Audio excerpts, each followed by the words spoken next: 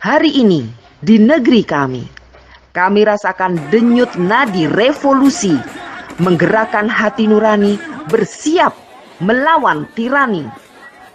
Akankah Jakarta ditiananmenkan?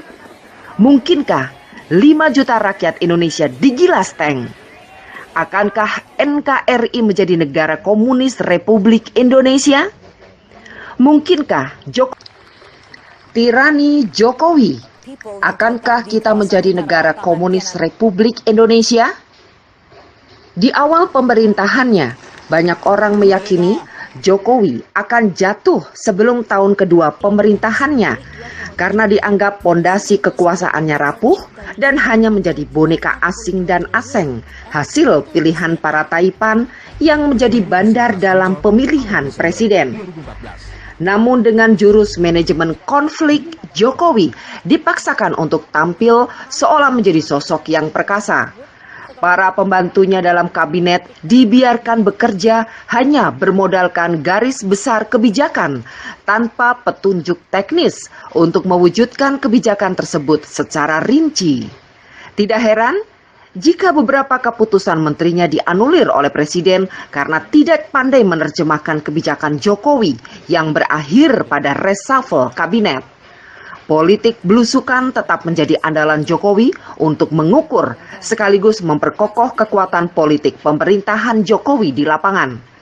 Sedangkan politik makan siang yang menjadi andalan Jokowi sejak menjadi wali kota Solo kini dijadikan langkah oportunis Jokowi dalam merayu partai anggota koalisi Merah Putih maupun tokoh yang berseberangan dengan pemerintahan untuk bergabung menjadi satu kekuatan politik pemerintah.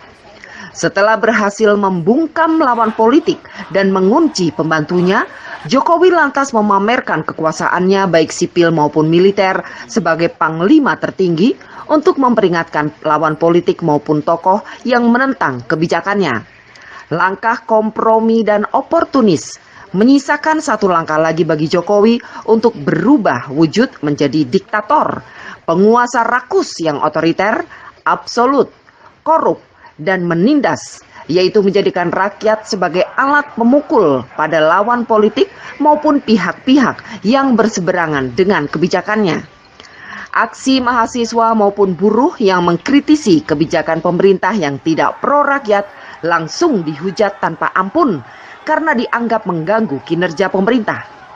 Tuntutan jutaan umat muslim yang menginginkan keadilan ditegakkan atas perlakuan Ahok menista ayat suci Al-Quran tidak direspon dengan baik, malah Presiden Jokowi terkesan melindungi penista agama dan berpotensi menimbulkan persoalan yang lebih besar lagi.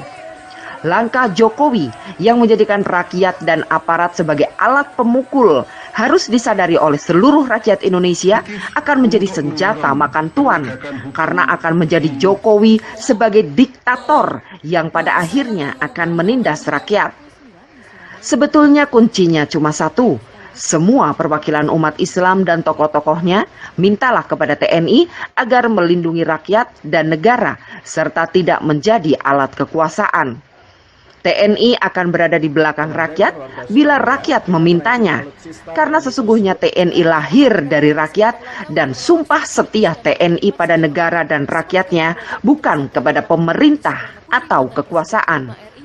Sudah selayaknya bila pemerintahan tirani dan zolim menindas rakyat, maka tentara siap berdiri di belakang rakyat untuk meruntuhkan tirani pemerintah. Ketika hukum diinjak-injak penguasa, aparat belepotan lindungi sang penista, media komprador siarkan dusta, fitnah berceceran di dunia maya, tuan rumah istana pergi entah kemana. Hari ini di negeri kami rasakan denyut nadi revolusi, menggerakkan hati nurani, bersiap melawan tirani. Akankah Jakarta ditiananmenkan? Mungkinkah 5 juta rakyat Indonesia digilas tank? Akankah NKRI menjadi negara komunis Republik Indonesia? Mungkinkah Jokowi memilih poros Beijing? Kita tunggu 2 minggu ke depan. Ningjing melaporkan dari Beijing. berlangsung cukup singkat.